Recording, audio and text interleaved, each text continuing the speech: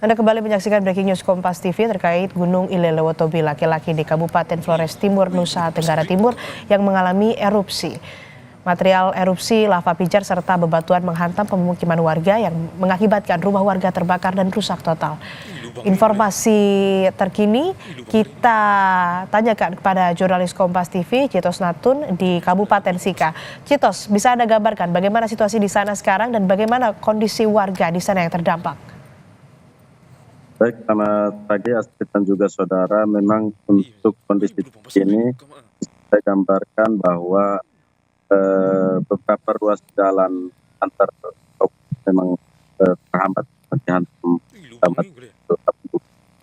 juga material batu pasir yang terus menutupi jalan-jalan antar kabupaten ini. Sementara untuk kondisi perumahan dan permukiman warga, terutama yang paling terdampak adalah Desa Kelatanlo, di mana desa ini merupakan desa yang paling berada dekat dengan kaki Gunung Ilelewotobi laki-laki, sehingga berpotensi paling besar ketika terjadi letusan, di mana gunung yang mengeluarkan material berupa lava pijar dan juga pasir serta batu dari puncak gunung. Dan tadi malam memang desa ini paling banyak terdampak material erupsi begitu, dan sampai saat ini kami mendapat informasi bahwa korban yang sebelumnya meninggal dunia berjumlah 6 orang sekarang sudah bertambah menjadi 9 orang, dan umumnya didominasi oleh warga yang berada di dalam rumah, sehingga mereka tertimpa material dan juga bahan bangunan yang akibat rumah yang roboh, sehingga mereka tidak bisa untuk menyelamatkan diri karena erupsi terjadi pada tengah malam tadi. Untuk sampai saat ini pemerintah Flores Timur memang telah menyiapkan 3 lokasi aman bagi para warga yang mengungsi, di mana 3 lokasi aman ini berada di luar radius yang ditentukan oleh PVMBG, yang meminta agar masyarakat tidak melakukan aktivitas dalam radius 7 km.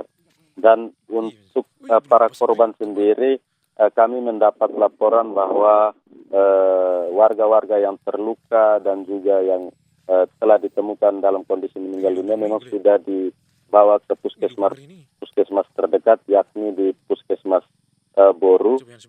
Itu jaraknya sekitar 5 km dari desa yang terdampak, dan para warga juga mulai mengungsikan diri sejak pagi tadi, mulai dimobilisasi dengan kendaraan-kendaraan warga untuk menyelamatkan diri.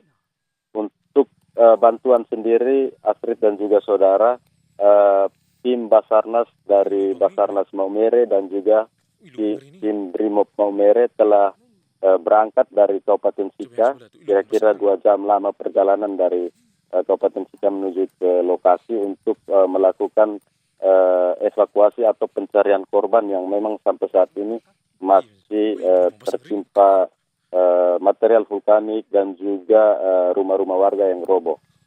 Untuk fasilitas-fasilitas publik sendiri, ada sekolah yang memang terdampak, itu beberapa bangunan roboh total, dan juga beberapa biara susteran di sana yang juga terdampak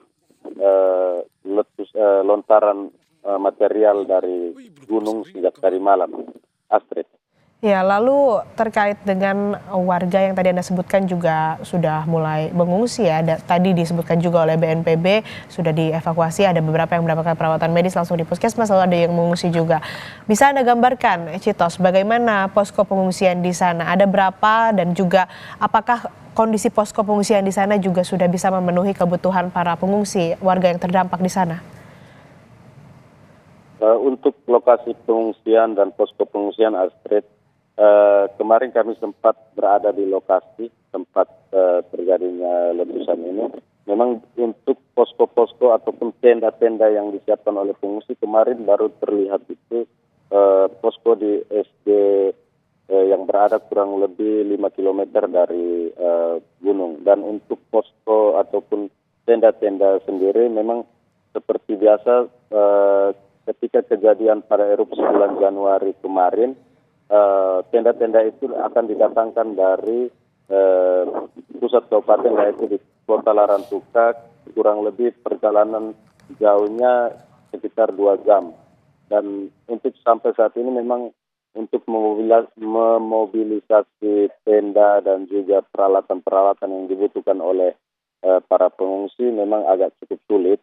Namun pemerintah Kabupaten Flores Timur tetap akan mendropping barang-barang yang dibutuhkan oleh para pengungsi seperti tenda dan juga peralatan masak.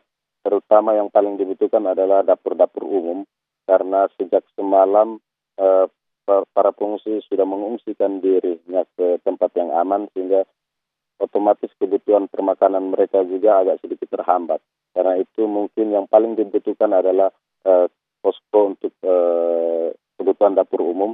Sementara kalau di Desa Konga sendiri yang menjadi salah satu titik pengungsian, memang di situ telah ada bangunan kantor desa dan juga beberapa bangunan yang bisa digunakan, termasuk salah satunya adalah ruang-ruang kelas di SD Konga yang sejak bulan Januari kemarin memang menjadi pusat para pengungsi untuk berlindung di sana.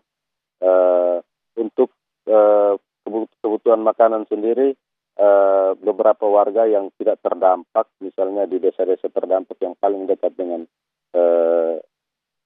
Desa Klatanlo dan juga desa-desa di sekitar lereng gunung, mereka berupaya untuk melakukan swadaya, artinya mereka membawa permakanan yang mungkin ada di rumah mereka dan juga langsung membawa ke posko-posko pengungsian yang sudah disiapkan, terutama misalnya di posko pengungsian Lewotala, karena itu berdekatan langsung dengan permukiman warga yang tidak terdampak, sehingga untuk sementara para pengungsi masih bisa di-handle ataupun diurus oleh warga setempat.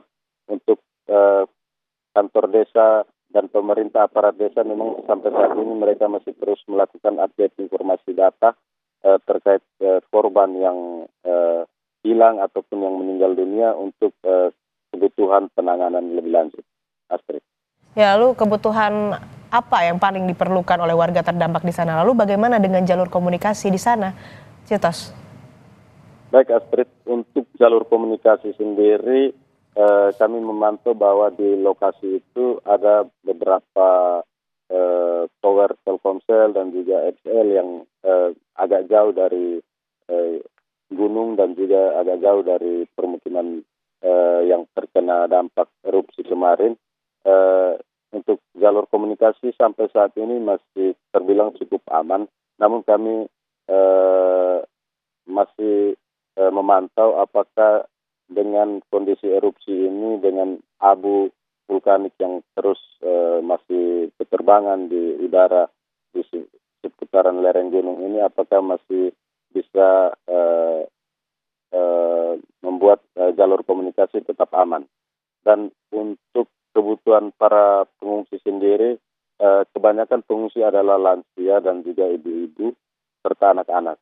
Karena itu kebutuhan yang paling dibutuhkan adalah soal kebutuhan para perempuan dan juga makanan serta obat-obatan, karena sejak semalam kami mendapat informasi bahwa abu vulkanik yang keluar yang dimuntahkan oleh Gunung Ilelewotobie laki-laki itu membuat sejumlah masyarakat kesulitan untuk bernapas, karena itu ada yang harus mendapat pertolongan oksigen ataupun dari paparan-paparan abu vulkanik itu, sehingga masyarakat memang kesulitan untuk beraktivitas hingga saat ini. Baik, terima kasih laporan Anda, jurnalis Kompas TV Citos Nahtun dari Flores Timur, Nusa Tenggara Timur. Kami akan membarui kembali informasinya kepada Anda nanti. Dan Breaking News Kompas TV masih akan kembali usai jeda, saudara. Tetap bersama kami.